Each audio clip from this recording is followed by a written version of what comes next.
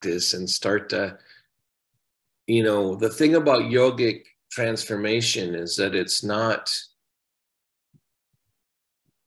always dramatic.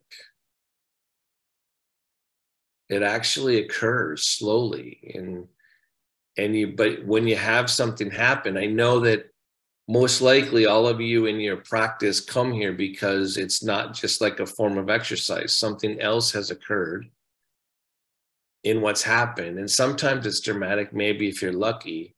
Sometimes it's not, but can you stay faithful to your own experience? Right? To know, even though if you can't repeat it, that it actually happens. So sit up straight and tall.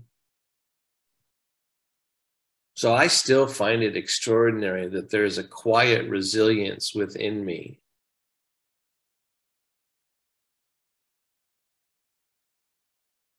That if I can it's not just settling down my mind. And I keep trying to convey to you that it's an energy source. It's an inclusion of maybe whatever the energy is we call self. I don't know. Right? And there's a part of me that's quiet that I want to not just help me sleep at night. There's a quiet part of me that needs to be integrated into my actions and my movements. And that's what asana is trying to show you how to do. Is that how do you include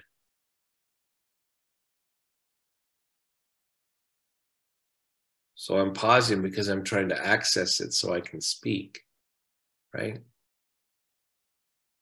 And I know this part of me exists even though I can't show it or convey it to others. I want to, right? And I know that there are conditions that I can set that help me access it, like feeling my feet on the floor, my sitting bones. Right now I've got my forearms on the table. So I'm trying to create structure and conditions of safety so my mind can quiet down. So I can feel it on my inhalation and my exhalation. Knowing that your breath touch and interacts with what's unseen, unperceived within your nervous system, subconscious. Who cares about the word, right? It kind of nudges into that part of you and then lets it out and starts the process of it going more inward and then back out through action. So breath is really powerful because for a lot of reasons, one of which is that it introduces movement to this other part of you. So whether you're breathing through your nose or your mouth,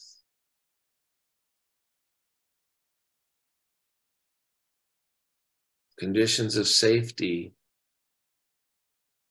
are not the same as choice.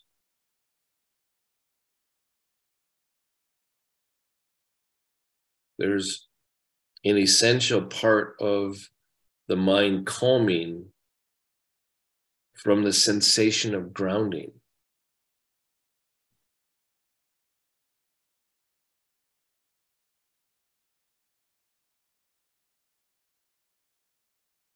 I hope you study grounding.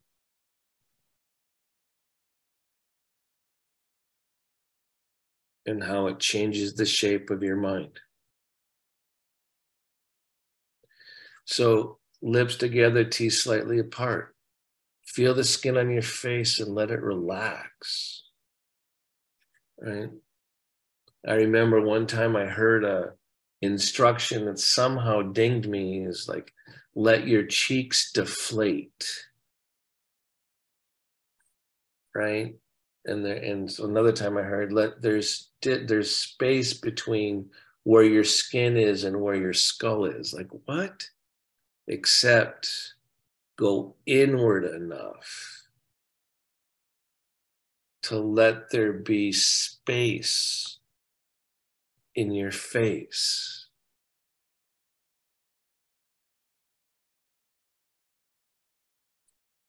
As that energy opens, ground your sitting bones a little bit more and your feet a little bit more. Lift your chest. Naturally, hopefully that makes you want to inhale. Keep a sense of fullness even as you exhale.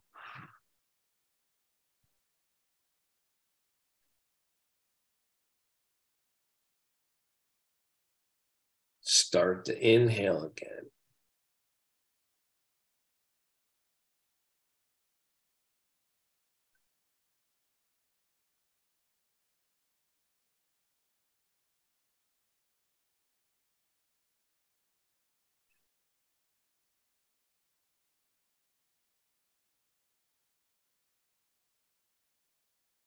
Let go of your day.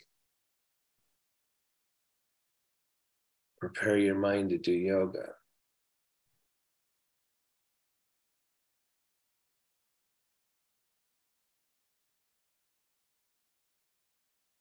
Stay truthful to your experience.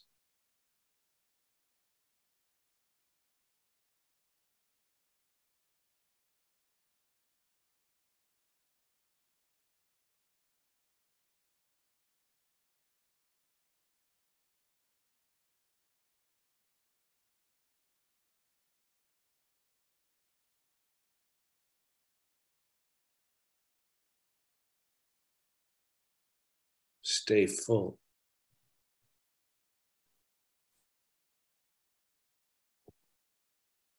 Stay empty.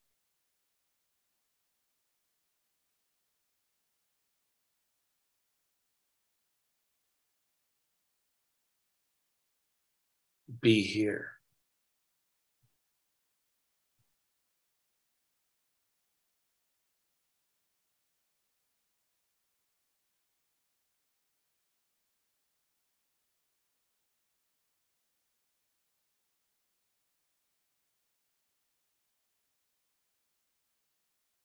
Good. And then release. From the release, start to lift your sternum. Drop your chin. Practice the relationship between the lifted sternum and then the drop chin. And then release and don't do it. And then again, lift the sternum. Don't just drop the chin, but lengthen the back of the neck.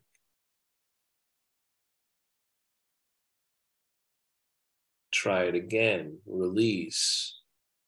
So you lift the sternum, you lengthen the back of the neck as you drop the chin, but don't try to not shorten the space on the front of your neck. Huh? Yeah, no, your intent matters here. Lift your sternum, lengthen the back of your neck, drop your chin, but don't rush. So the front part of your neck still stays alert as you drop your chin.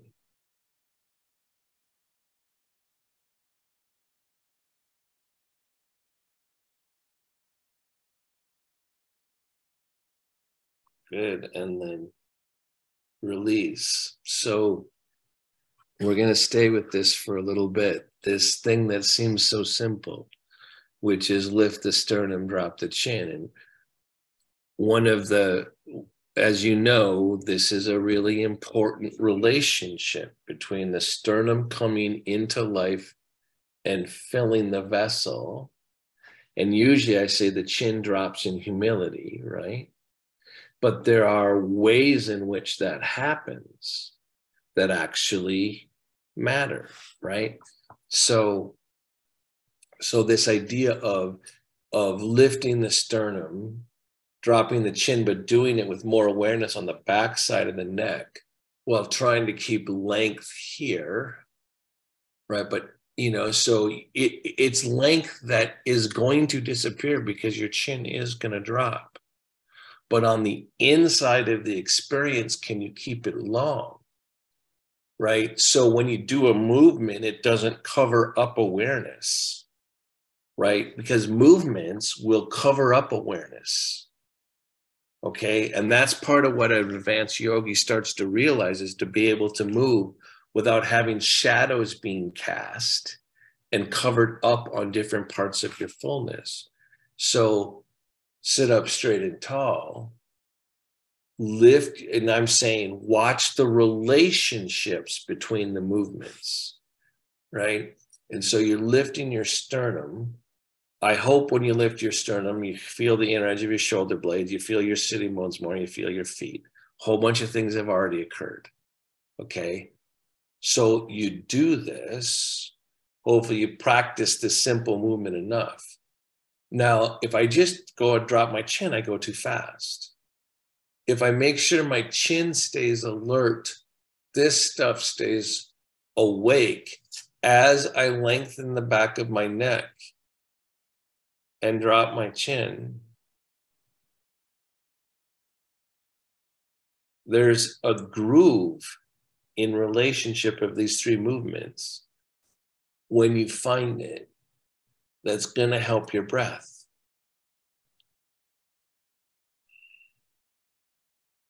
So it's easy to drop my chin. A lot of people do this. They drop their chin too fast and they've completely covered up awareness here.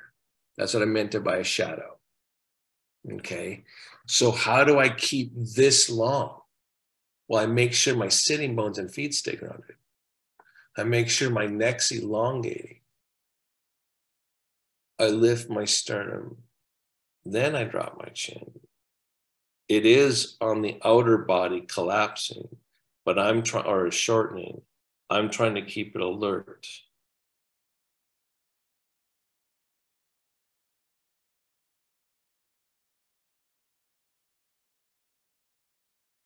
And then release again. Take your chin back, open it up again. Right? So go do yourself a little mini back bend. So, whoa, here's that skin again. Right? Come back into center. Lift the sternum. Feel what you just did to feel the skin on the front of your neck. Don't lose that. Start to drop, lengthen the back of the neck. Feel the skin on the front of the neck. Drop the chin.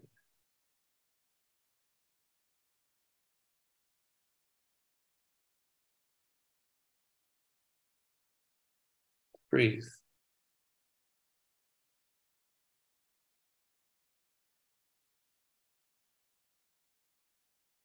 Good. And then release. So when I try to be more aware of subtle relationships,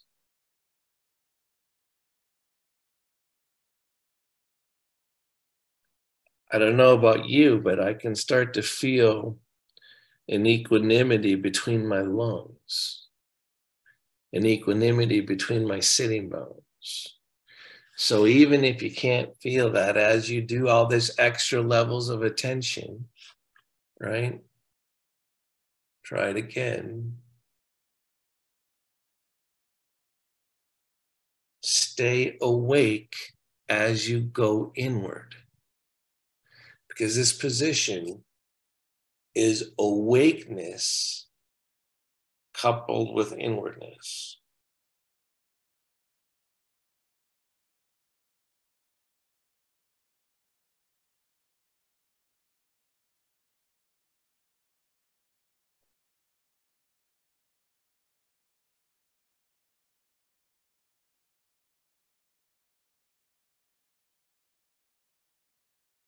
Good. And then raise your head up again and open that space again. here.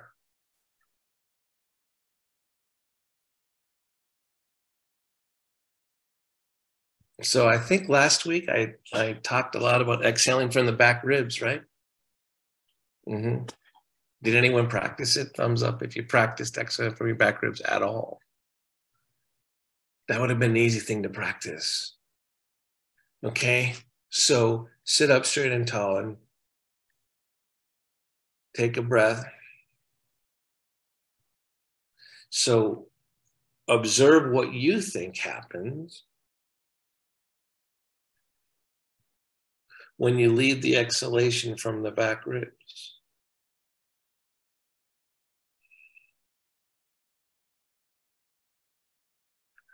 Couple more breaths. Can't believe how much is happening just when I breathe. Stay patient here now. Your mind might get frustrated with this subtlety. Stay patient. So, in a way, the line beginning mind is just a way to stay patient, right?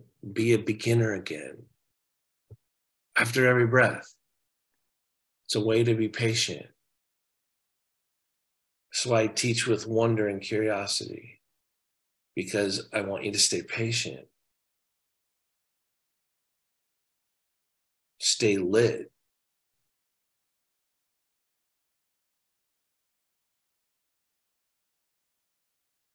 Good. So we're can you tell we're focusing on breath, right? So, and all the things that might go into enhancing the quality of your breath. Okay, so when you exhale from the back ribs, I hope as the exhalation continues and comes near to its end, you feel a sense of grounding, right? And whatever you're feeling, call it grounding. And then watch the transition into spaciousness on the inhalation.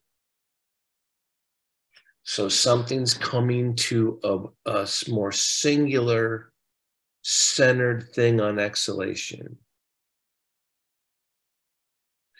And maybe in that centering part of the exhalation, right, you can feel an elongation of your spine.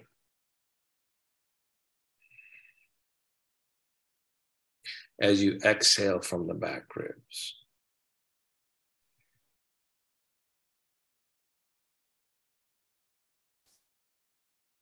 So in a funny way, rather than just for today, the exhalation feeling like a release, feel it as a preparation for the inhalation.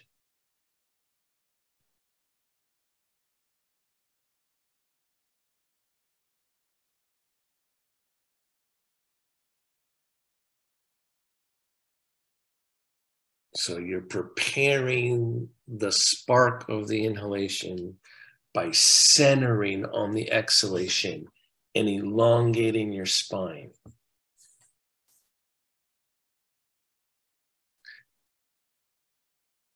Okay, I feel bad here now.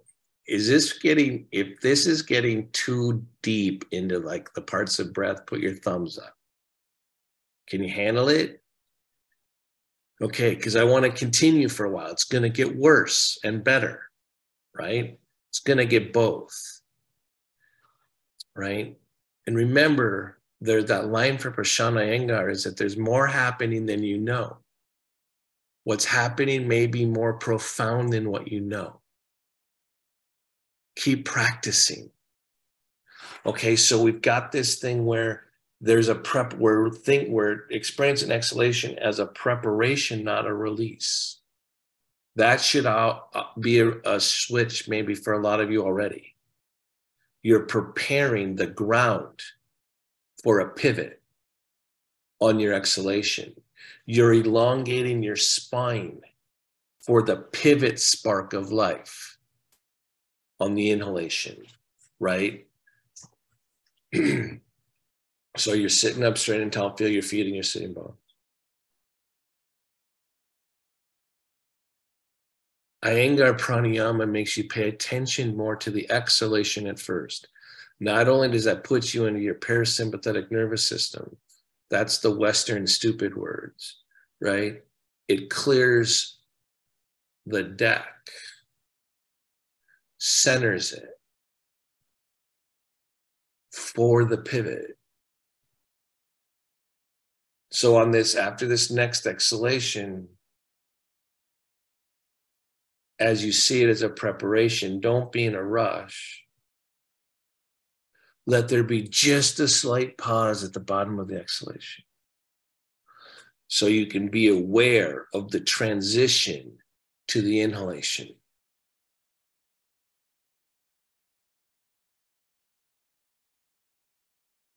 And then again, you're not just releasing, you're preparing. Then here comes the spark, the thing that feels so good about a deep breath,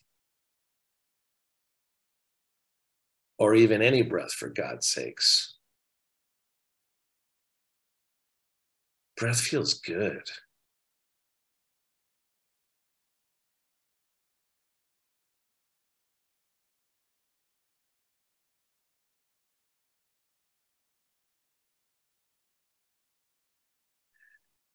Good. What happens to me, and I think this is because of my spinal cord injury, when I put so much attention in my spine, I forget my feet, right? I think part of you, it's not just a spinal cord injured thing. I think that's what happens, right?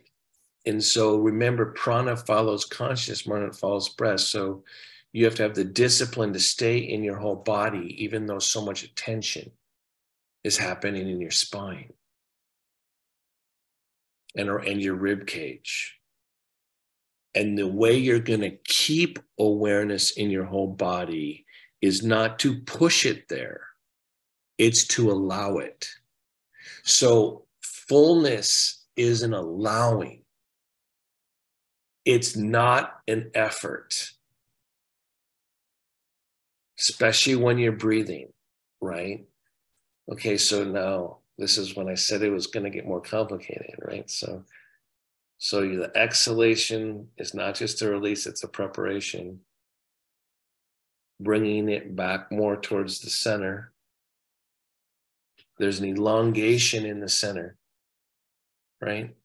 When on the end of the exhalation, and then it expands. Right? So follow that.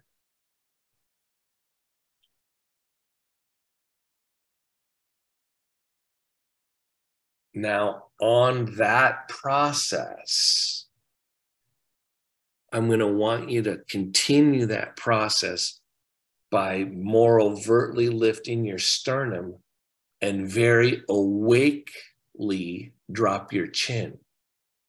Okay, so you've got this relationship between inhalation and exhalation. The preparation of exhalation, which doesn't the preparation of exhalation kind of want to make you drop your chin? Can you feel that there's a but it would be a collapse if you didn't lift your sternum at the same time, right? So lift your sternum. That goes with the inhalation more, but keep your sternum lifted as you lengthen the back of your neck, lengthen the front of your neck, and drop your chin.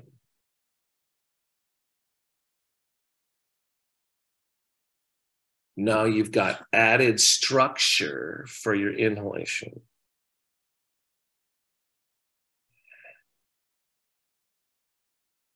Keep your sternum lifted as you exhale. What I want you to see is that there's a really deep relationship between the lifted sternum and the dropped chin if you're paying attention to the relationship between inhalation and exhalation. There's a reason this is the bandha.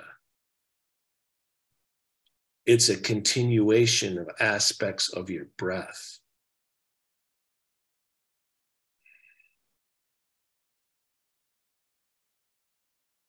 So to make this more without being so mystical, right? You wouldn't want to drop your chin on the inhalation, right? Can you feel how that would be harder to do? Try it. Inhale and try to drop your chin, right? That's not how it works, right? So the inhalation is more connected to the lifting chest, right? The exhalation is more connected to the dropping chin. So you have representations of both sides of inhalation and exhalation in the bandha, right? And you're trying to combine them and create the structure and the awakeness of the difference between inhalation and exhalation physically in the asana to maximize the breath.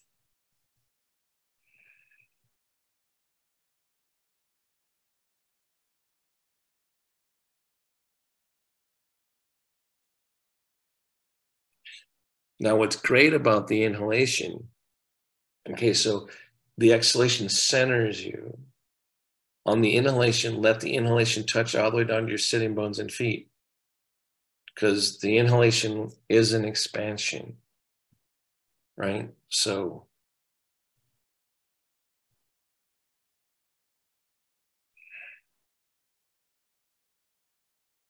the exhalation is a centering and an extension.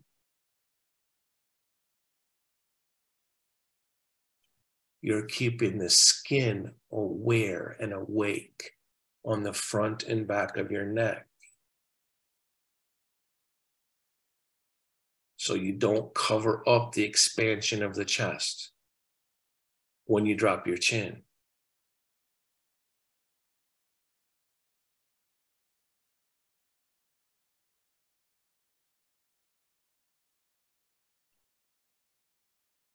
Good. And then release. I get that this is probably pretty complicated, right? Okay, so let's take a break and deal with our frustration and irritation of being held in such a small little space of awareness, right? Maybe that's a moving a little bit, whatever. Do whatever you got to do to feel freedom again. Because I just tried to bring you right into a whole bunch of really small fundamental space, right? And so you just kind of go, wait, I got freedom here still, right? And maybe you even said, for God's sakes, I don't want to be that aware anyway. What the hell am I doing in yoga class? Yeah, I feel that all the time in pranayama. By the way, I'm breaking every pranayama rule right now, right? But I know what happens to me, and when I get that focus is I feel like I'm losing freedom, and that typically increases my frustration, right? Which then makes my breath choppy, which sends me straight to hell, right? So, right, the mentally imposed hell of having to live in little spaces. Okay, so I'm like, okay, now if you've been studying how to focus quickly, I want you to take this expansive space, which is kind of like feeling the front side of your neck and feeling your skin, right? Right? I want you to now ground again and get ready to focus. I want you to use the lightness of your body awareness invading your brain in a good way to now help you learn how to transition that into focus again. Because I'm going to make it worse or better, depending on what you think about in terms of breath. All right. So, okay. All these words, I don't want to say them all again. Exhalation's a preparation. The chest is lifting. The chin is dropping. You're trying not to cover up space. You're seeing the inhalation. You're seeing this bandha as an embodiment of the relationship between inhalation and exhalation. This is one of the three core bandhas, right? And this one in particular is clearly an embodiment of the relationship between inhalation and exhalation. That's why it's part of the meditative posture that is pranayama. It's an expression of it. Chest up, chin down, the process of the movement of the breath being a preparation on and a centering on exhalation, a spark of life on inhalation, rising up, and your mind must stay humble to what's happening here. That's part of why you drop your chin. I do the psychological thing quick because I want to remember that prana is breathing me. I am not breathing prana. It breathes me.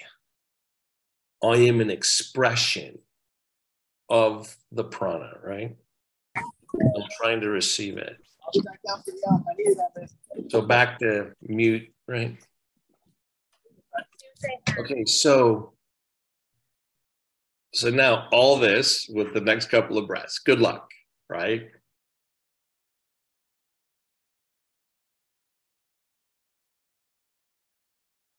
Whatever you take in is enough.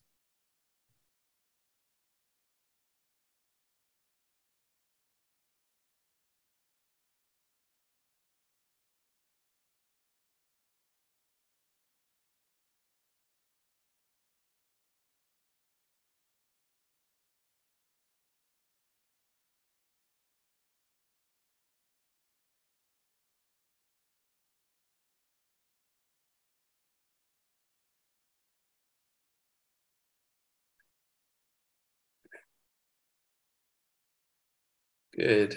And then come back for a second. I'm going to add one more piece, but then I want you to know that with pranayama, it's a very interesting thing with pranayama, and it depends on my breathing. Don't think about it as pranayama yet. Like just this is like the parts of breathing.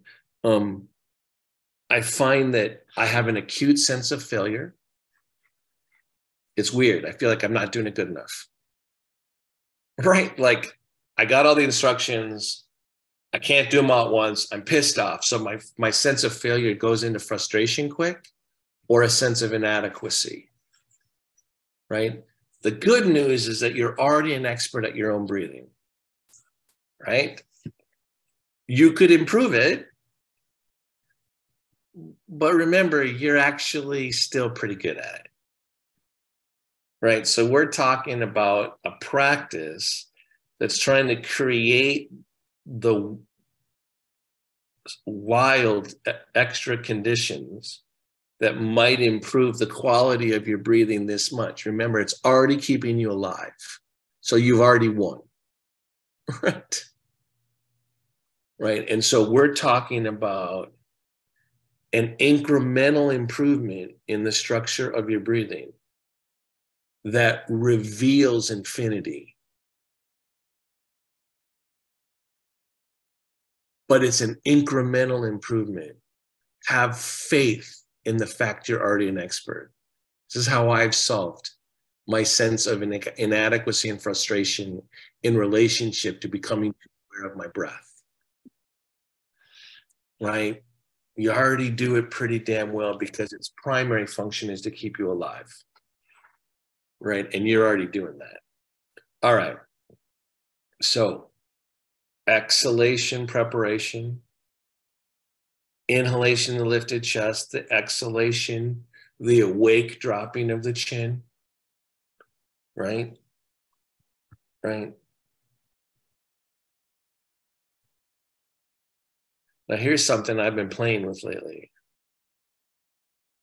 So we're doing all that parts, right?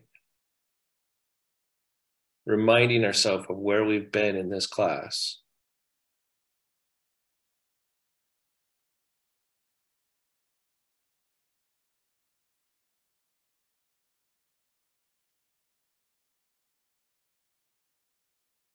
Don't you kind of want to naturally close your eyes?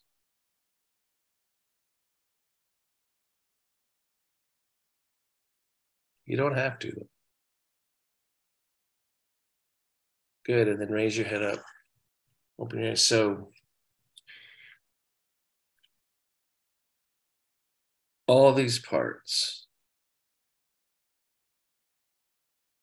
The more you practice, we're studying the relationship in this class between the bandha and how it's an outgrowth of inhalation and exhalation. Okay. But now I want you to, like, on your next couple of breaths, without it being so blah, blah, blah, right? On your next couple of breaths,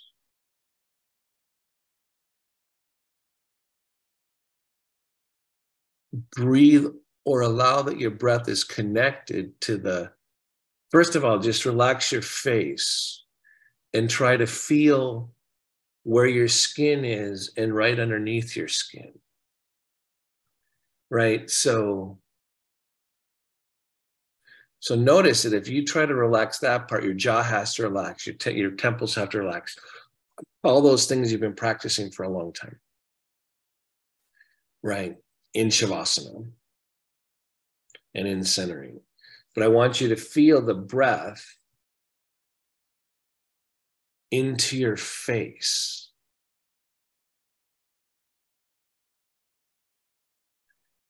So feel your sitting bones, feel your feet.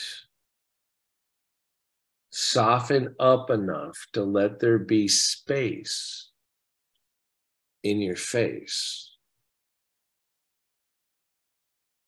So as you lift, now lift your sternum, drop your chin. Remember that, right? You're doing all this. The lift in the sternum is like the inhalation. The drop of the chin is the centering of exhalation. Feeling your sitting bones, feeling your feet, Now let there be a spaciousness in your face.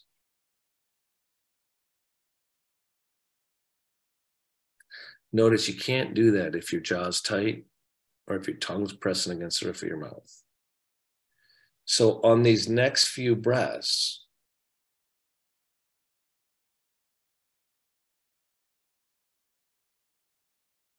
let the breath reach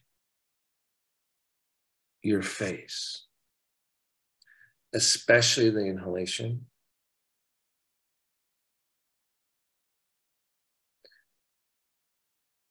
But even as your chin is dropped, you're centering on exhalation, keep the space in your face.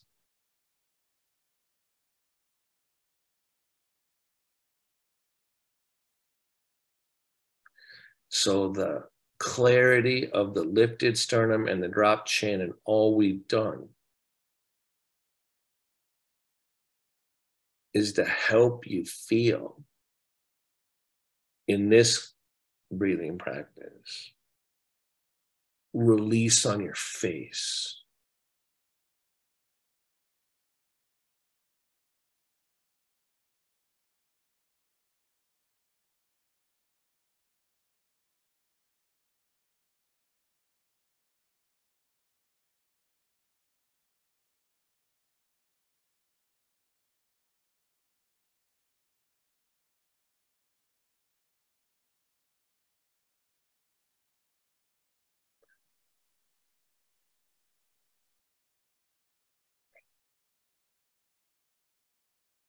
Good. And then release. I don't want to keep you there too long. So breathing and being aware of your face is not something you should do all the time. It has psychological effects, right? So, and it brings relief, right? But it's not something you should do all the time. At least that's been my experience, right? So I'm lifting the sternum, try it again. Dropping the chin, Michael, don't drop your chin too fast. Okay, keep your sternum lifted, Michael, right?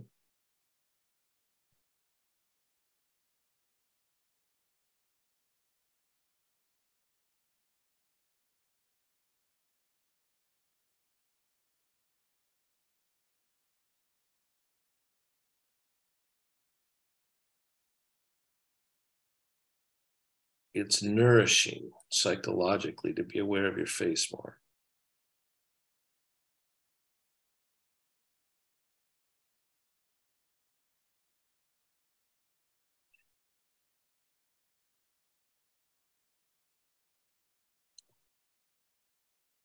Raise your head up. So if you don't realize, the most active part of your body is your face. Think of all the expressions you're doing all the time. All the time. It is trying to communicate. The skin on your face and the movements of the facial muscles are so crucial on how you relate outside of yourself, right? So they're not getting as nourished as, you know, relaxing your face is a really good practice. So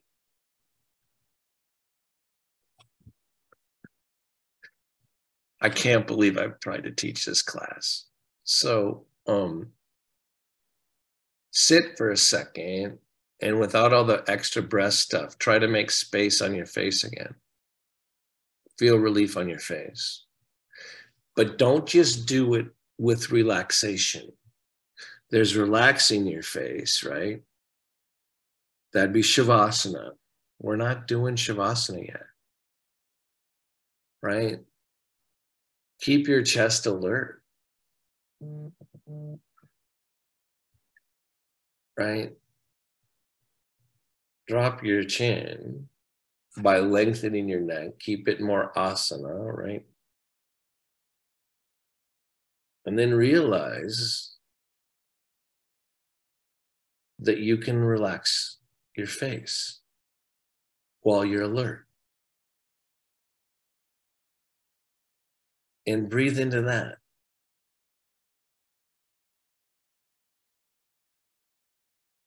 Have all the structure and all the focus and all the things, and relax your face. Don't just relax your jaw. So in pranayama, we talk about the jaw on the inside of the mouth. But when you relax those, you actually relax your face.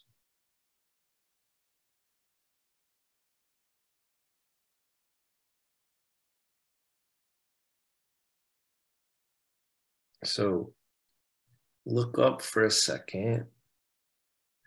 Take the outside. We're not doing Shavasana yet. Take the outside of your mouth up towards your ears, but keep, in other words, smile, but relax your face.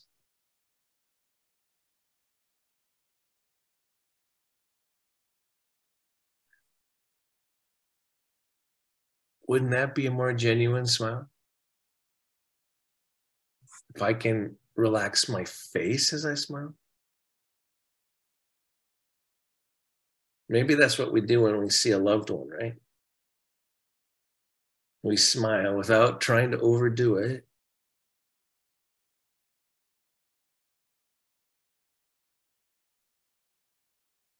Seems like a good way to smile.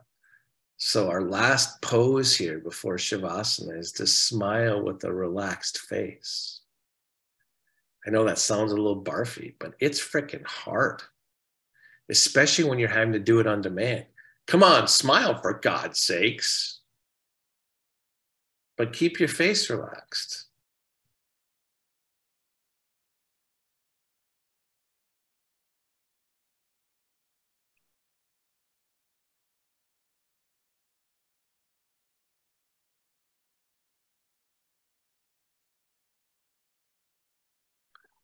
I'm curious now, we're in a zone where I have no idea what's happening, right? Exactly. But I think when I try to smile with a relaxed face, I can't actually do it without having the center of my chest be part of my smile. Right?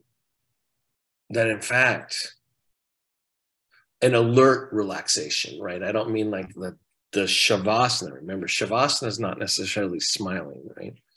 Right? But in order for me to actually, and then as soon as I realized that the smile has to be relaxed from here, it actually has to be relaxed from my sitting bones and my sense of grounding. So even though I'm efforting here, my smile to be relaxed has to come from somewhere else. I just try to do this on my face. I grip my face.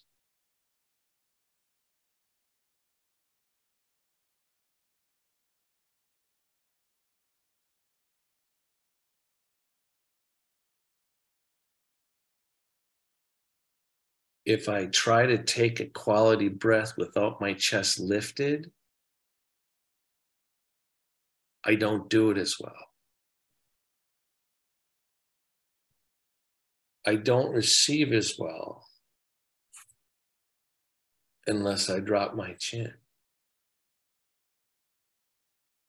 So lift your sternum, drop your chin, smile inwardly at what you're receiving. Keep your face relaxed.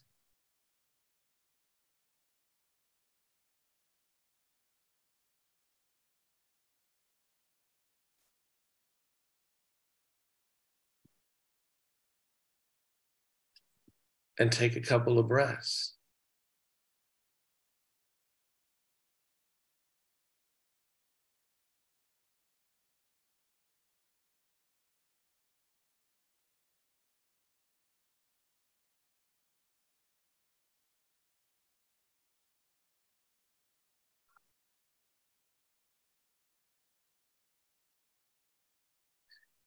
If I can learn to breathe and smile, I get less frustrated with pranayama.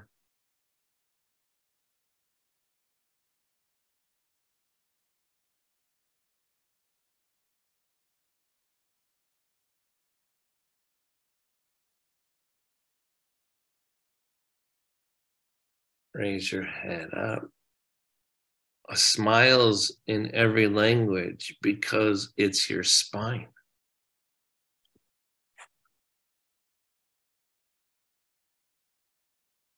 It's saying, I'm alert, I'm here, and I'm in the world with you. It's not just your face. Bet you didn't expect this class to be about smiling, right? I'll bet you didn't. I'll bet you've been frustrated and annoyed through parts of this class. Yeah. Because damn it, I don't want there to be so many parts to what's happening. So maybe the best way to practice this class is to smile and breathe.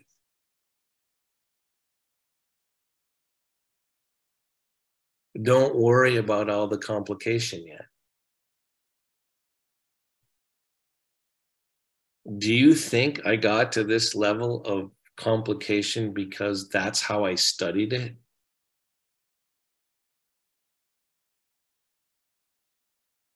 I did breathing and smiling for the last 31 years too, and started to realize what was happening.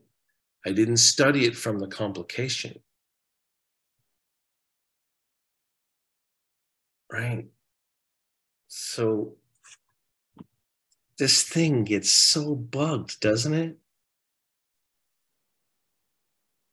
Especially when it comes to realizing the complexity of breathing. All right, I kind of hope this has been a challenging class, right? So here's what we do to shake it all off, you know? Like, I don't like, you could shake, I'm going to backbend because God damn it, I want to forget this class. I'm going to have nightmares about trying to take you through this class, okay? Because it's been a really complicated class, right? So it's like, oh, for God's sakes, why do I come to Monday mornings? I have no idea, right?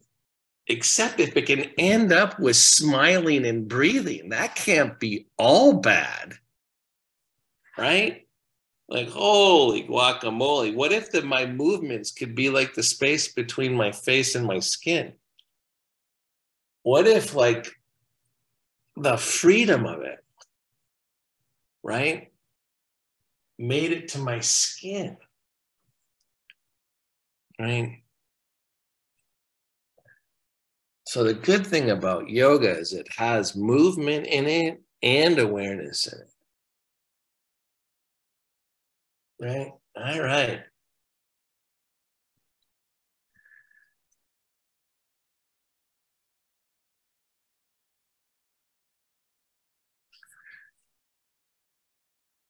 Just for a second, try to pause and let there be like a 30-second Shavasana. Have you gotten good at doing a speed drive through Shavasana? Hmm.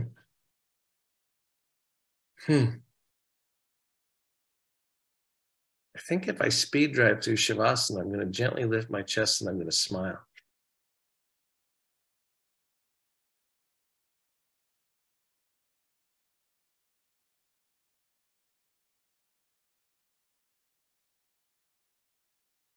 So this was not a pranayama class. This was the parts of breathing and the relationship between inhalation, exhalation, and Jatahara Bandha.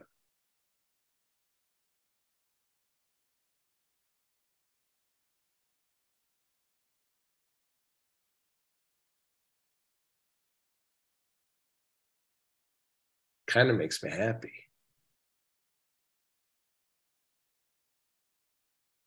Yeah. I get to laugh at all the frustration I've had with pranayama. Mm-hmm. But I came wanting to move. Well, then go move. Go practice, right? Go practice asana. If this class threw you off balance, go practice asana, right? It's always within your grasp, right? All right, hands together. Michael, the sideburns are making me happy. Let's everyone say namaste to Michael's sideburns. Namaste.